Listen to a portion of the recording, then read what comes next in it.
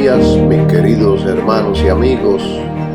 Vamos a comenzar un día más en el estudio poderoso de la palabra del Señor. El título que le he dado al estudio de hoy es La grandeza de la fe.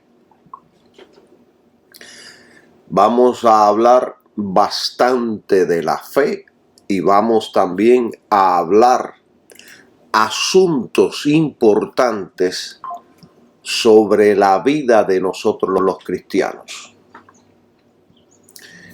Y comienzo diciendo que el creyente debe obrar por fe, no por codicia ni por miedo.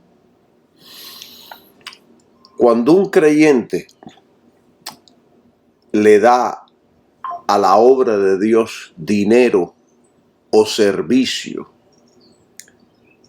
de nuestro tiempo, de nuestro esfuerzo, cuando ese cristiano lo hace por codicia, negocio, por miedo, por el qué dirán, por la presión del grupo,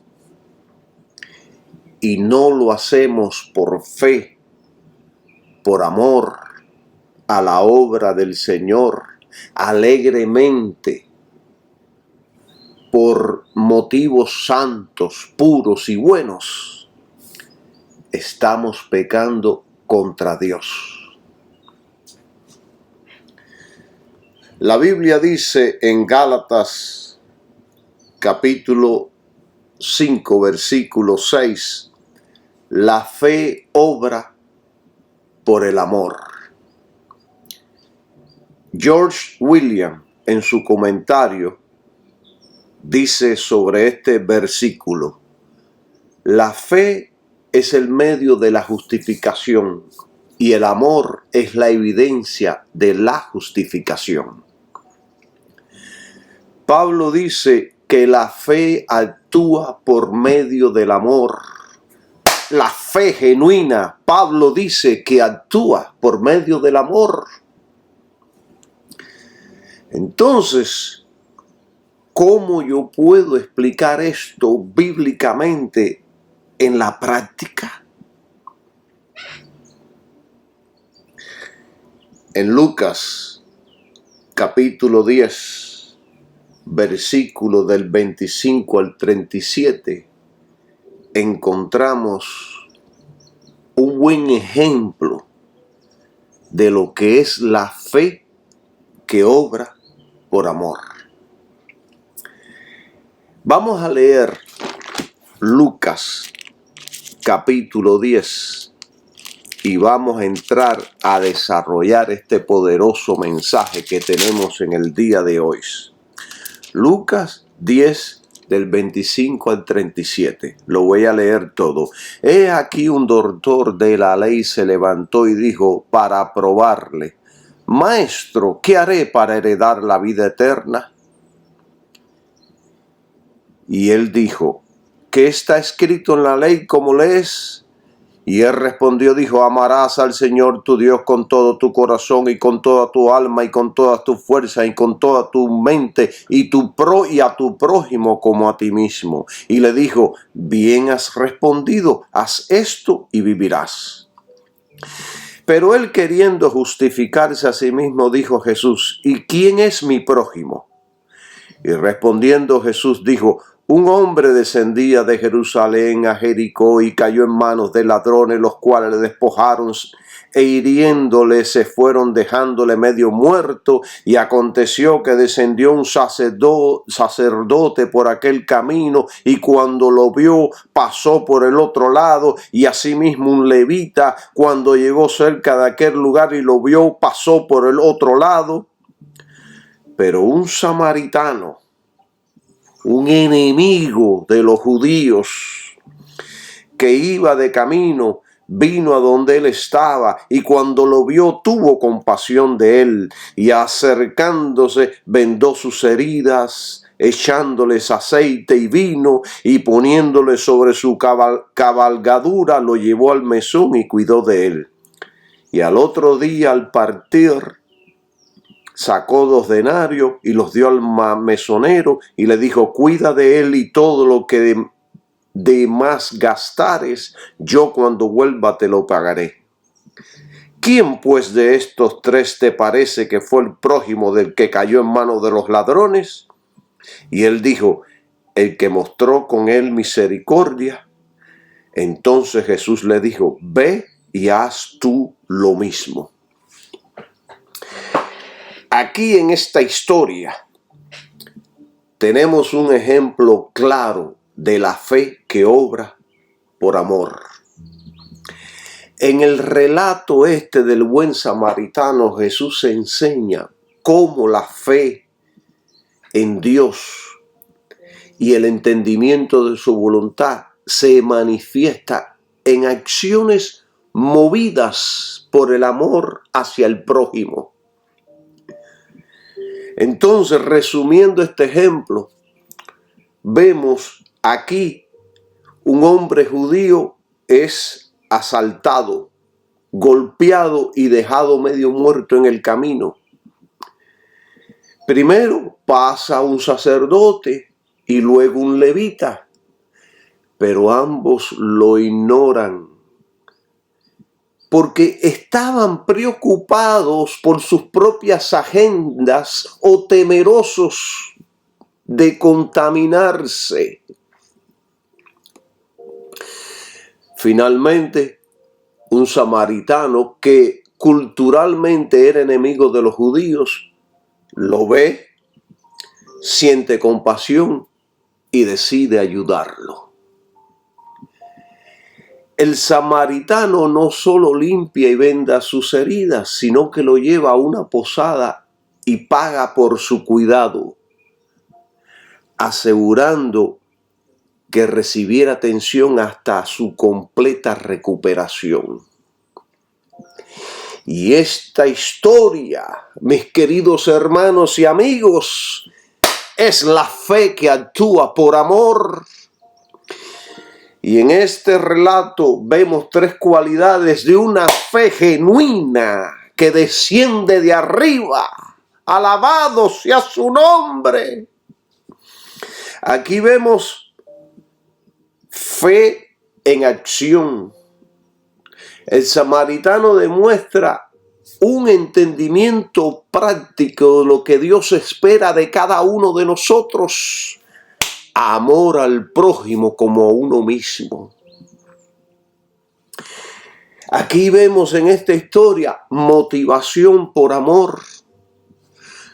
No había aquí ninguna ganancia personal para él. Su motivación fue la compasión, el amor. No se puso a calcular o a sacar cuentas de cuánto iba a gastar. No se puso a pensar en sus propios intereses. En una ocasión, un amigo fue enviado por Dios a predicar a cierta ciudad aquí en Miami. Pero él fue enviado a un área donde sus habitantes eran pobres económicamente. Y mi amigo fue y plantó allí una iglesia y después con el tiempo, cuando vio de que las finanzas no eran suficientes, él dijo: aquí en este lugar no hay ganancia, me voy para otra ciudad donde la gente sea más próspera y donde tengan más dinero. ¿Cuál fue la motivación de mi amigo? El dinero, la recompensa propia. Calculó que no le era negocio una iglesia en ese lugar. Y desafortunadamente así se encuentra la gran mayoría de los ministros hoy día. esta gente que piensa y actúa así no son más que asalariados, no son pastores genuinos del Señor. Mi amigo dijo, Dios me envió a predicar a esta ciudad, pero cuando vio que la obra no era fácil, pues escogió mejor sus propios deseos, sus propias metas y sus propios sueños, en vez de lo que Dios quería hacer en esa ciudad. Entonces, aquí también en esta historia nosotros podemos aprender de lo que es el sacrificio. Este samaritano, enemigo de los judíos, actuó a pesar del costo personal, lo que es el tiempo, dinero y riesgos. Y esto, mis queridos hermanos y amigos, nos ilustra cómo una fe genuina se manifiesta en actos de amor desinteresados hacia otros, especialmente cuando más lo necesitan. Así que el amor es la expresión práctica de una fe que está viva. Hace unos días, cuando fue el Día de los Padres, yo iba en mi auto con mi esposa y llamé a un compañero de trabajo que lo habían despedido. Yo en muchas ocasiones le había advertido que por favor dejara de usar tanto el celular en el trabajo, que lo estaban observando. Y entonces él se incomodó conmigo y me dijo, no, esos son asuntos tuyos, eso no es cierto. Bueno, a las 2 semanas después lo botaron. Y entonces lo llamé el Día de los Padres para felicitarlo. Y entonces me empezó a contar, estoy sin trabajo, mi mujer está en el hospital con problemas de los riñones, me siento atribulado, mal. Bueno, yo lo felicité, hablé con él y colgué. Cuando colgué, le conté a mi esposa y mi esposa me dijo, ¿por qué no le mandas una ofrenda? Para que por lo menos le haga el día agradable. Y entonces, gracias a Dios por tener una mujer así al lado, hermanos. No una que es egoísta, una que es codiciosa, sino una mujer que sabe oír la voz del Espíritu Santo. Y entonces dije, tienes razón. Y entonces, por medio de Seot, no le dije nada, por medio de Seot, cogí y le envié $200 el Día de los Padres. Y ese hombre me ha llamado para atrás, me ha llamado agradeciéndome y dándome gracia y dándole gracias a Dios. Y yo me sentí tan contento de ayudar a mi compañero en el momento que lo necesitaba. ¿Entienden?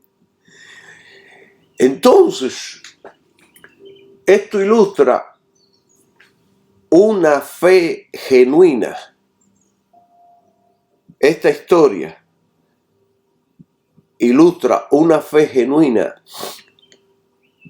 que se manifiesta en actos de amor desinteresado hacia otros, especialmente cuando más lo necesitan. Así que el amor es la expresión práctica de una fe viva. Si usted ve la necesidad y usted cierra sus ojos y su corazón, su fe no tiene acción.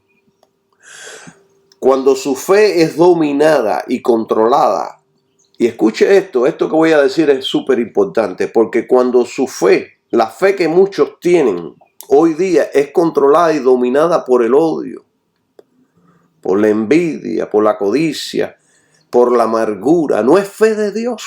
Cuando es controlada por el odio, por la intriga, no es fe de Dios.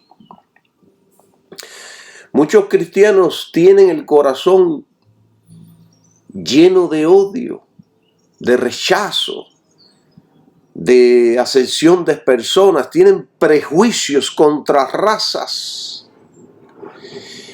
Una fe controlada por el odio es una creencia que, aunque pueda estar ligada a principios religiosos espirituales, está impulsada por emociones o actitudes negativas como el rencor, el prejuicio, la envidia o el deseo de venganza, en lugar de estar basada en el amor, la misericordia y la justicia que Dios demanda. Hay gente de que si tú les haces una cosita así, la ponen así, dice, me voy a vengar. Vas a ver quién yo soy. Este tipo de fe no puede llevar a justificar actitudes. Lo repito, este tipo de fe a veces, en la mayoría de las veces, nos lleva a justificar actitudes y acciones contrarias al carácter de Dios. Es como Pablo, que en una ocasión dijo que él, persiguiendo a los cristianos y haciendo guerra contra los cristianos, él pensaba que estaba cumpliendo la justicia de Dios. ¿Por qué? Porque la fe de Pablo estaba equivocada. No era una fe que obra por el amor, y él aprendió esto del Señor Jesucristo. Bendito sea su nombre. El otro día en mi trabajo, le voy a hablar algo personal, porque es importante también enseñar con cosas personales, para que las personas no piensen que uno es perfecto como Jesucristo. Entonces, el otro día yo estaba pensando sobre un compañero de trabajo. Yo en mi mente decía, iré y le diré que mi relación con él me afecta. Y le diré, no eres buena compañía para mí. Me haces daño con tu estilo de vida y tu forma de hablar. Y entonces, cuando yo terminé de pensar esto, eso fue como un pensamiento fugaz que vino a mi mente. Inmediatamente yo me sacudí y dije, perdóname, Señor, por pensar así. Voy a actuar en amor y misericordia. Y empecé ahí mismo en mis pensamientos a orar y decía, Dios, crea en mí un corazón de acuerdo con el tuyo, que no tenga prejuicios hacia nadie. Y ahí mismo pude ver mis defectos internos y de qué tan lejos estoy de la perfección de Cristo. También yo les puedo poner ejemplos como los fariseos y Jesús. Por eso es que siempre tenemos que estar examinándonos a nosotros mismos, mis queridos hermanos. Pablo dijo, examínense a ustedes mismos para saber si están en la fe. Y un ejemplo de una fe torcida, de una fe mala, la tenemos de los fariseos y Jesús. En la actitud de los fariseos hacia Jesús se encuentra esto mismo que estamos hablando. Esto mismo que estamos hablando. Ellos afirmaban tener fe en Dios. Decían, Abraham es nuestro padre. Su obsesión por las reglas y su orgullo espiritual los llevaron a desarrollar un odio hacia Jesús. Y este odio que sentían controlaba sus acciones a tal punto de conspirar para matarlo. La Escritura lo dice en varios lugares, que estaban conspirando para matarlo, y uno de los sacerdotes principales dijo: conviene que uno muera por todo el pueblo y no que todo el pueblo muera por uno.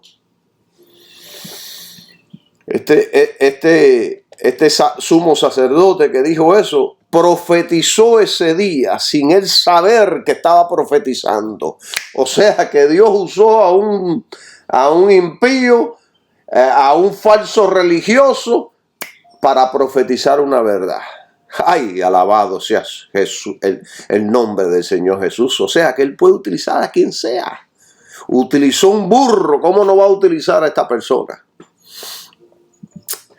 Entonces, en lugar de ellos usar su fe para buscar la verdad o practicar el amor hacia el prójimo, ellos actuaron motivados por el celo, la envidia y el odio, creyendo que estaban protegiendo la fe judía. Y esto distorsionó completamente la verdadera intención de la ley de Dios. Entonces, ¿cómo sabemos o cómo podemos reconocer una fe controlada por el odio? Uno, es una falsa devoción. Tienen apariencia de piedad, pero sus corazones están alejados de Dios. Mateo 15:8 dice así: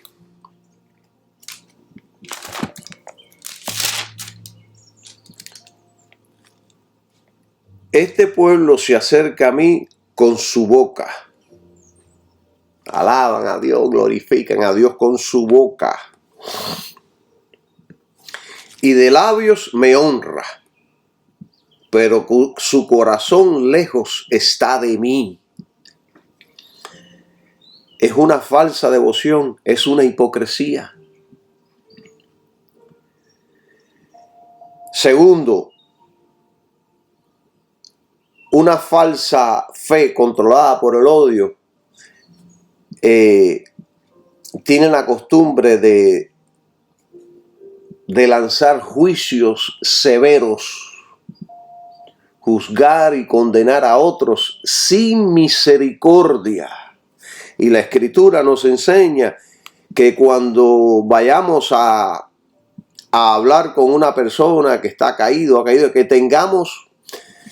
la hablemos de una manera con ellos que considerándonos nosotros mismos. Yo creo que esto se encuentra, no estoy seguro, creo que se encuentra en Gálatas 6, pero déjeme chequear a ver si es cierto. Déjeme ver. Mira, exacto. Gálatas 6, versículo 1.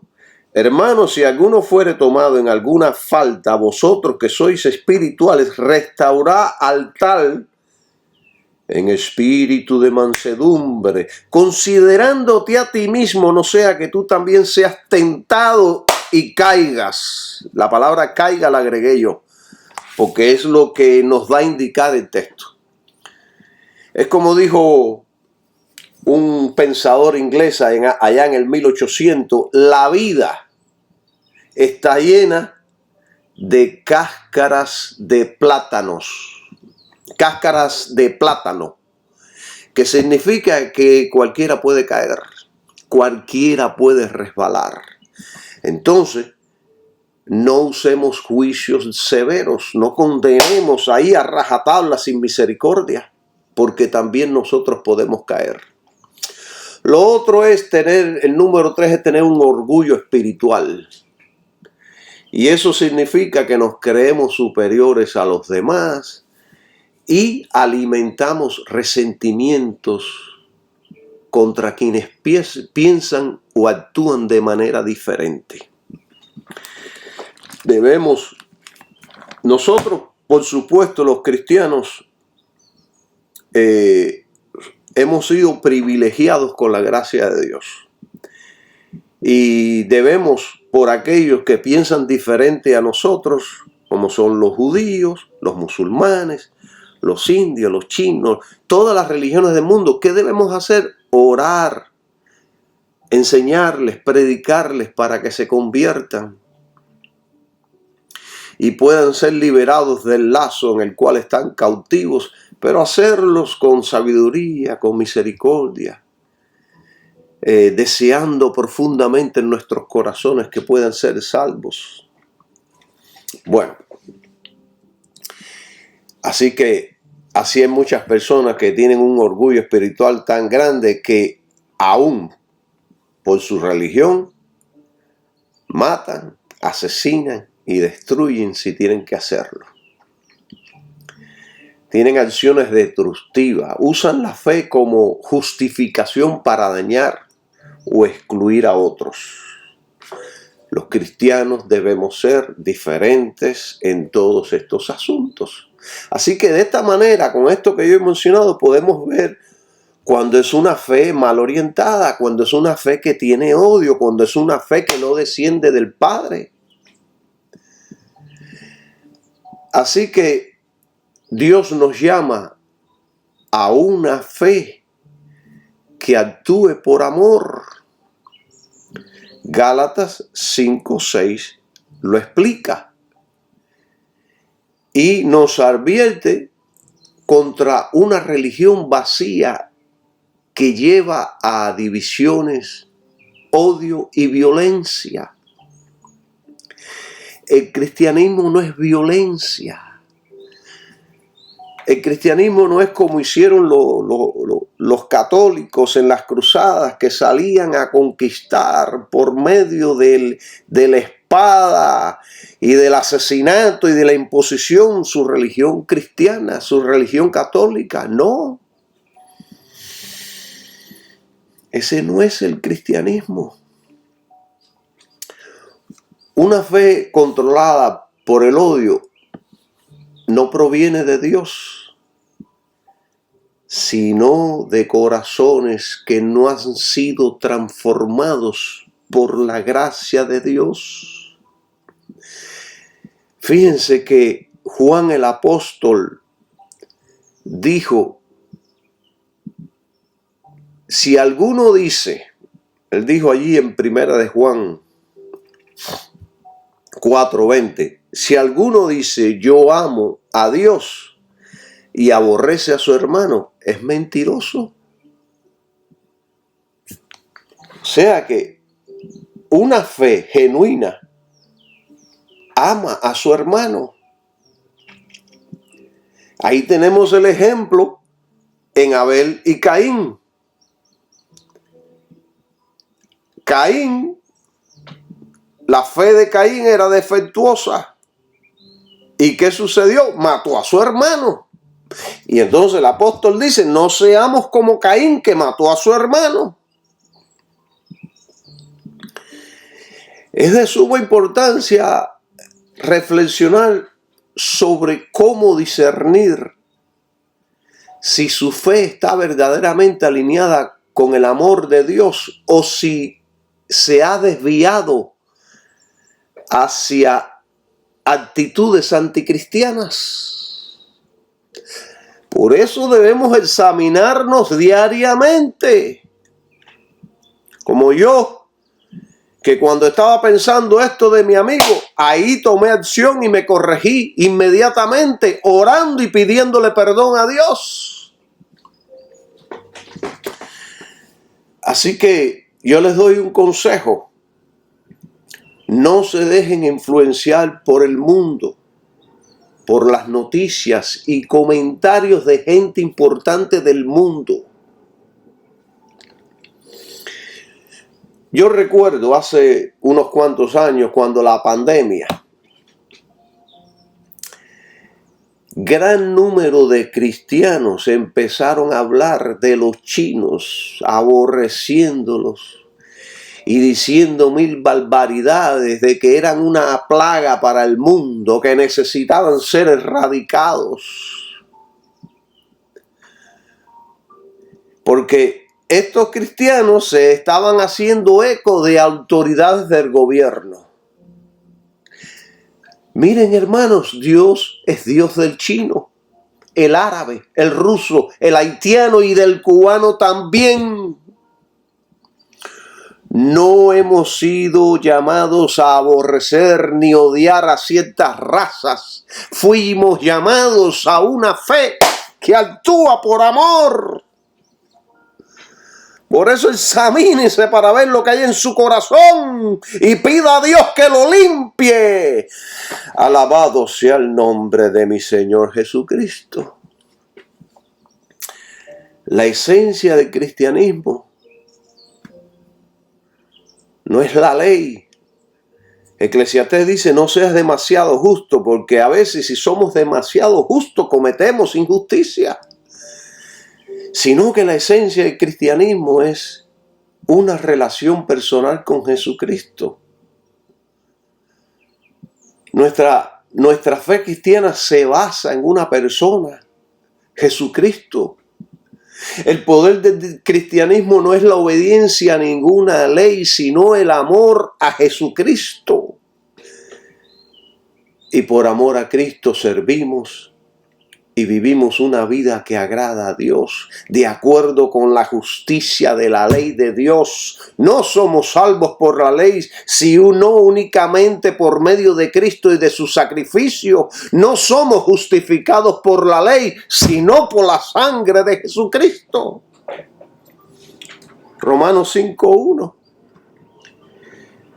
Y cuando nuestra fe obra por amor, estamos cumpliendo toda la ley. Pablo enseñó sobre esto y él dijo allá en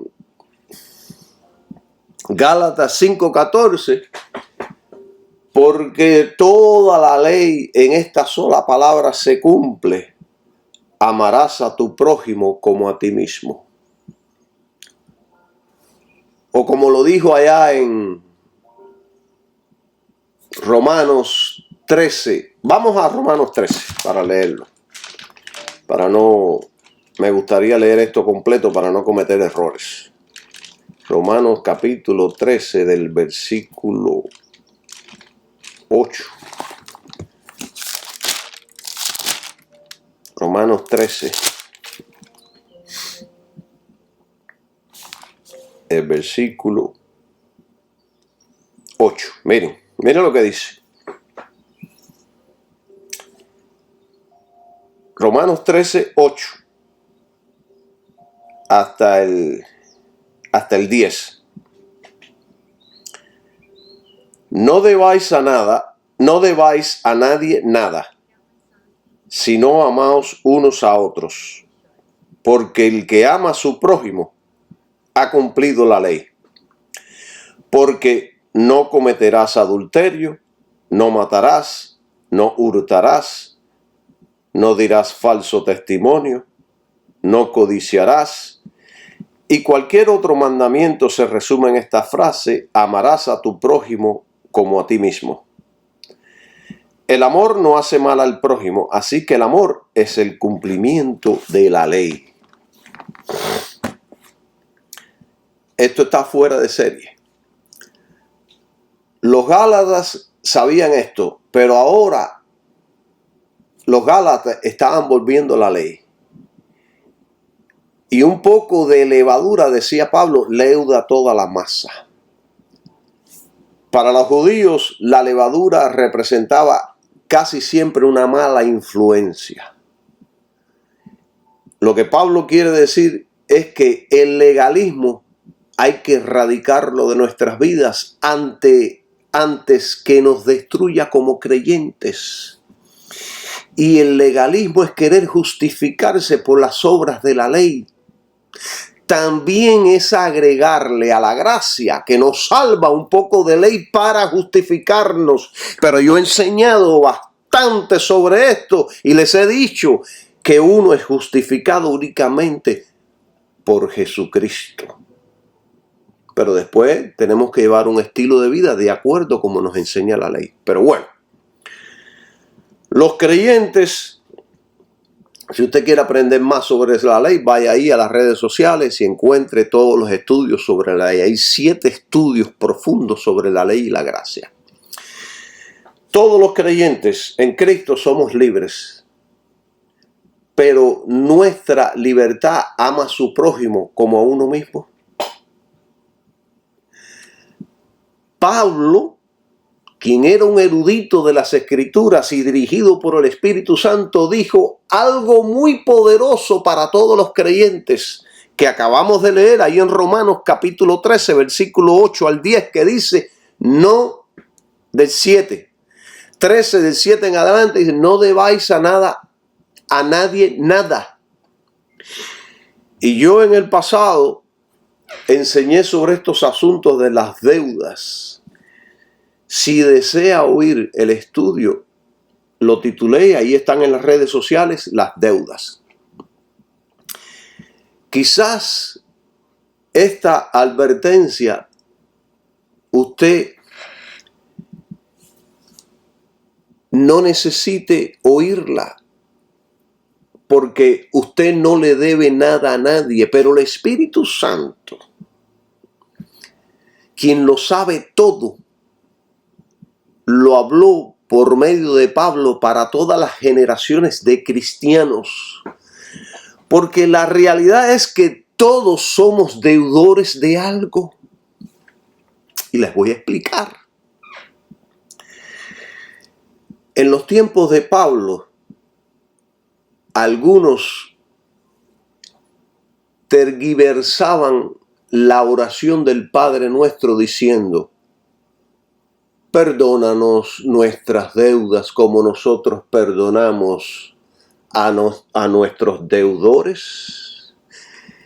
Pero ellos lo utilizaban esto como una razón para pedir que se le perdonaran las obligaciones económicas. Siempre hay gente que quiere manipular a Dios, aún en la oración. Entonces, Pablo les recuerda a los creyentes que el cristianismo no nos libra de nuestras obligaciones, sino al contrario, es una razón para cumplirlas totalmente. Yo recuerdo, déjame tomar un poquito de agua.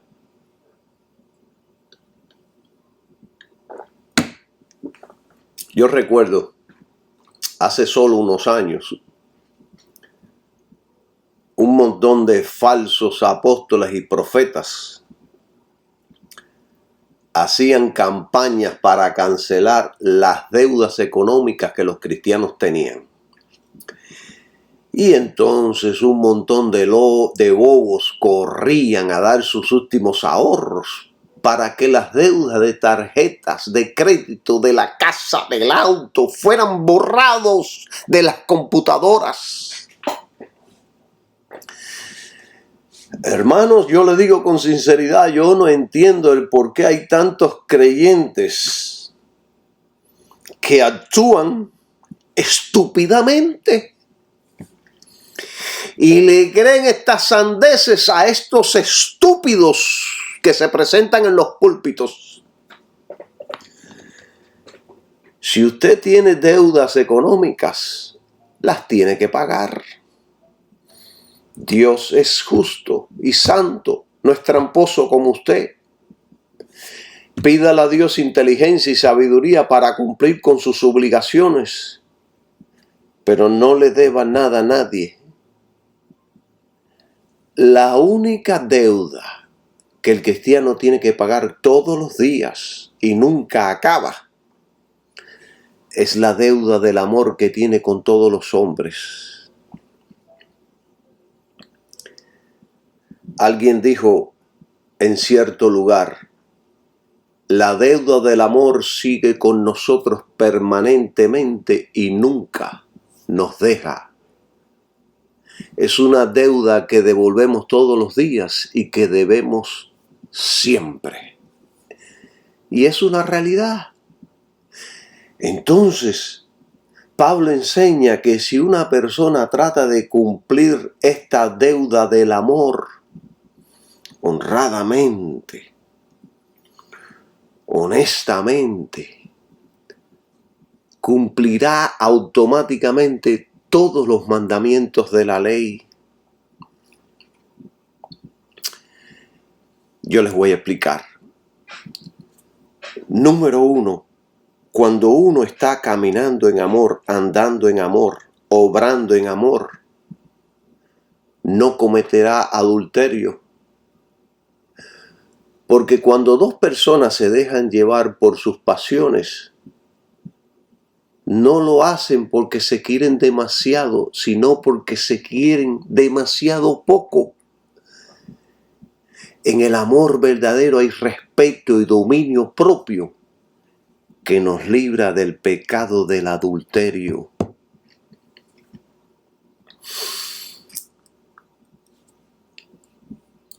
Cuando uno camina y anda en amor y obra, y la fe está obrando en acción por amor, no matará.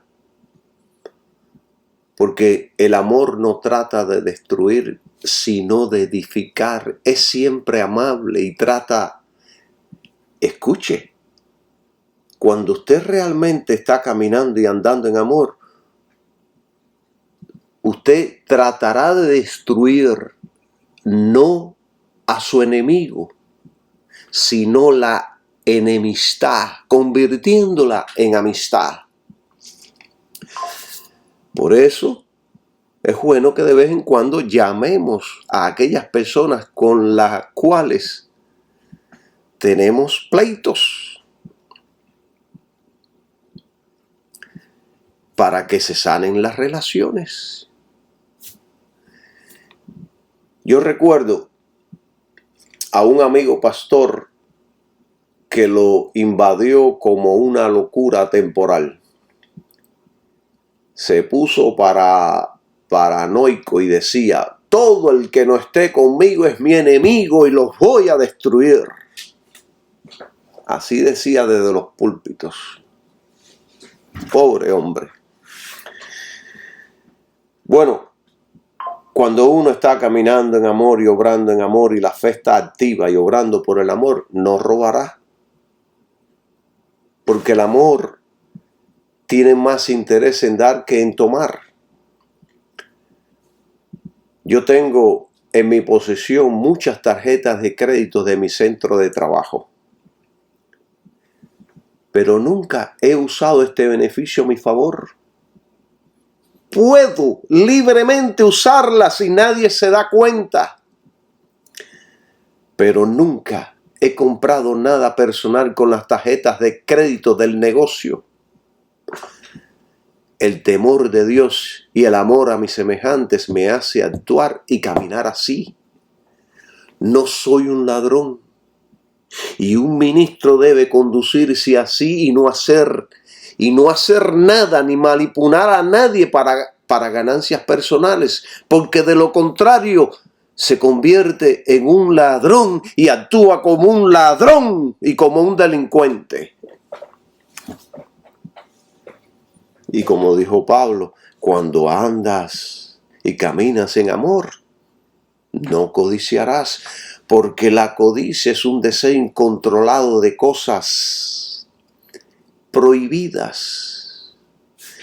Y el amor limpia el corazón, echando fuera todo ese mal deseo. Hay un dicho famoso que dice así: ama y haz lo que quieras. Si el amor mana abundantemente en el corazón, si toda nuestra vida está dominada por el amor de Dios y al prójimo, nadie necesita entonces una ley. Porque no codiciará, no matará, no adulterará, no robará. Y en cualquier otra ley se puede resumir en esta sola palabra: amarás a tu prójimo como a ti mismo. ¿Entienden? La fe que nos salva demuestra su carácter auténtico mediante obras de amor. Aquel que vive por fe está motivado en su interior por el amor a Dios y a Cristo, lo cual fluye de forma sobrenatural en adoración, obediencia y un sacrificio amoroso por los demás. Entonces, la evidencia verdadera, la evidencia de la verdadera fe es el amor que procede de esa fe.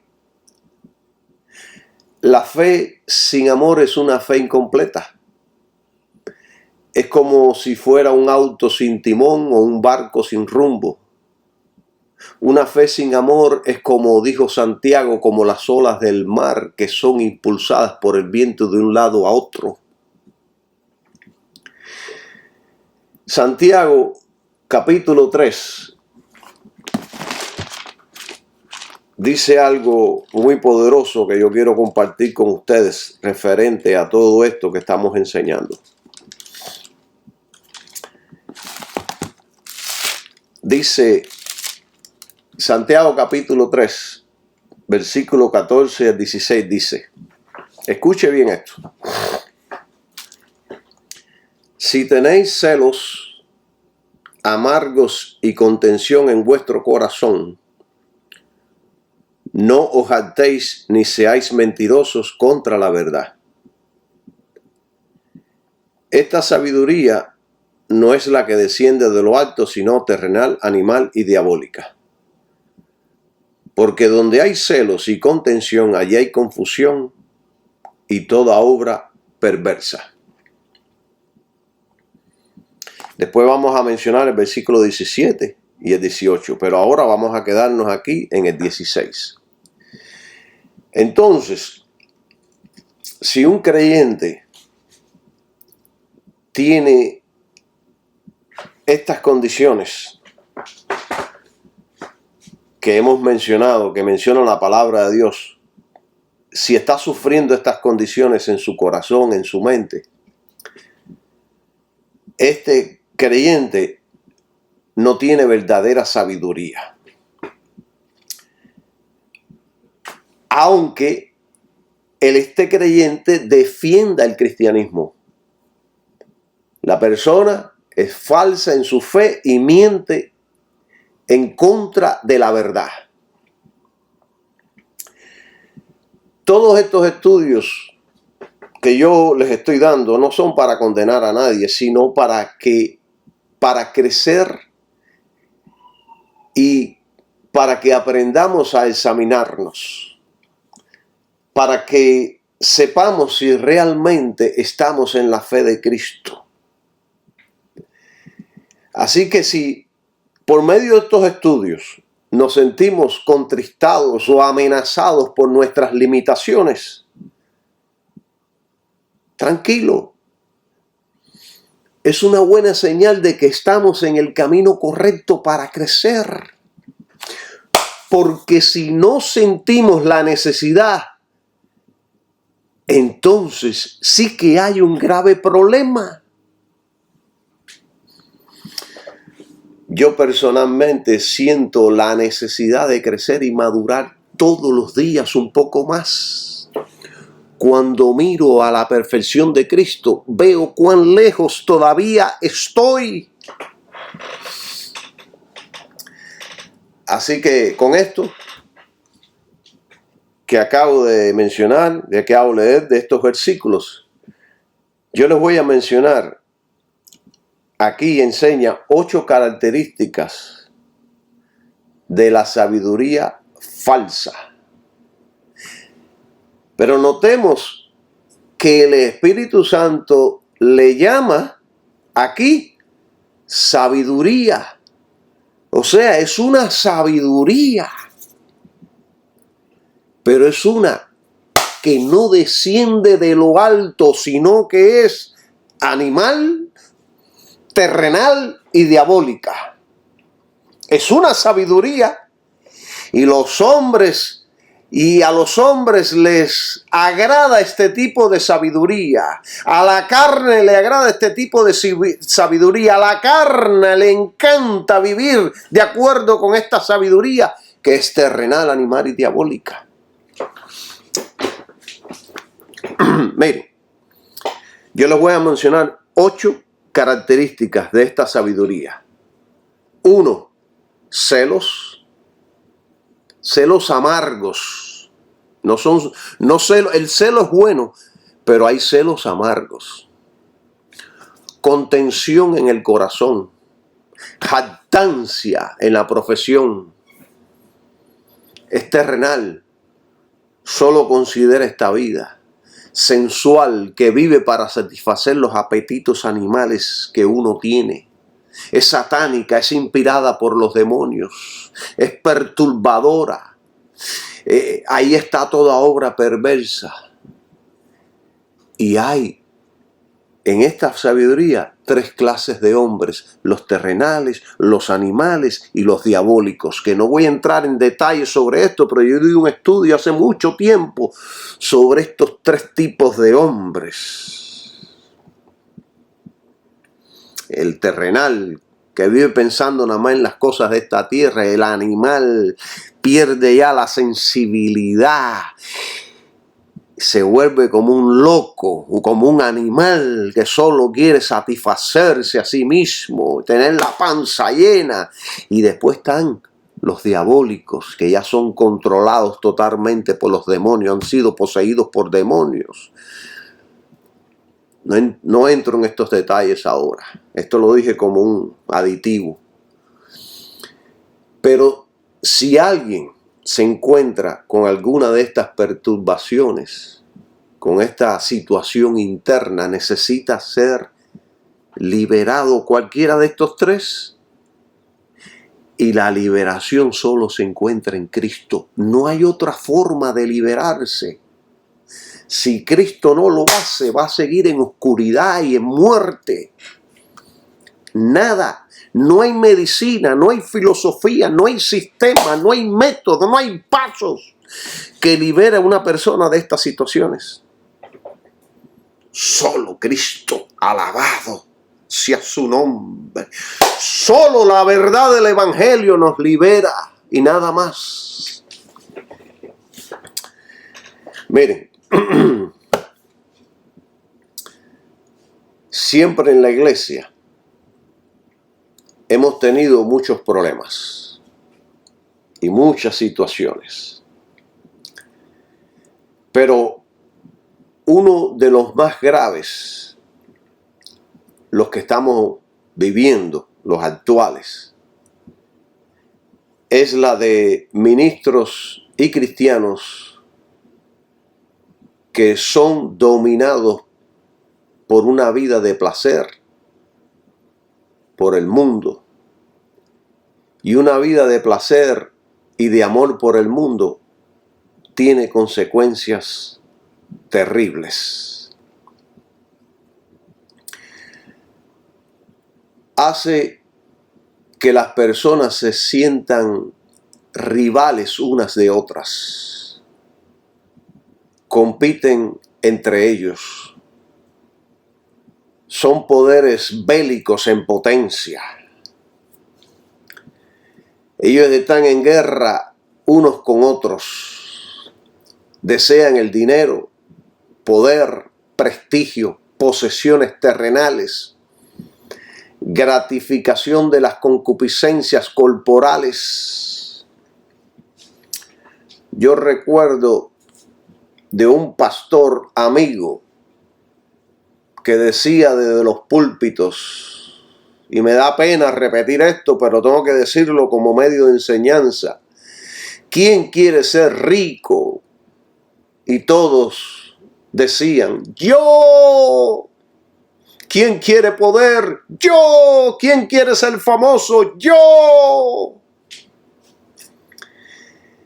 Este no es ningún impío, sino un ministro del Evangelio, pero desafortunadamente estaba caído y se conducía como un hombre normal del mundo. lleno de los deseos y pasiones del mundo.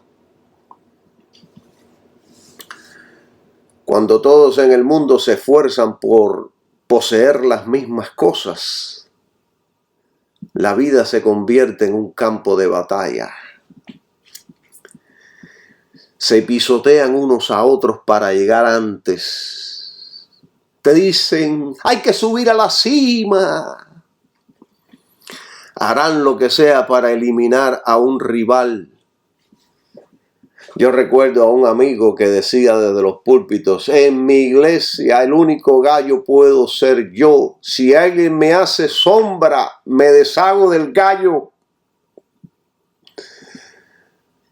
Hermano, yo recuerdo todo esto con tristeza en mi corazón, no con desprecio, no me estoy burlando, sino que siento tristeza, porque la realidad es que uno se apega a aquellos que ama, aún diciendo todas estas barbaridades.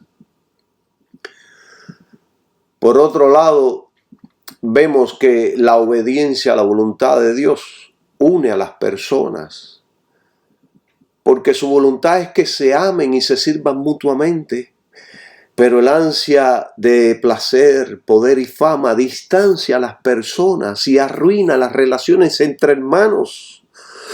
Cuando un millonario muere, muchos de sus hijos y familiares pelean hasta la muerte por la herencia del viejo. Ven, hermanos, el problema está en el corazón. El ansia de poder arrastra a las personas a acciones diabólicas. Las impulsa a la envidia y a la enemistad y hasta el asesinato. Cuando una persona desea conquistar algo, cuando una persona desea a toda costa hacerse rico, esa persona tiene una fuerza motriz en su corazón que lo puede conducir a hacer cualquier cosa, aun si es asesinato, con tal de lograr el deseo de su corazón.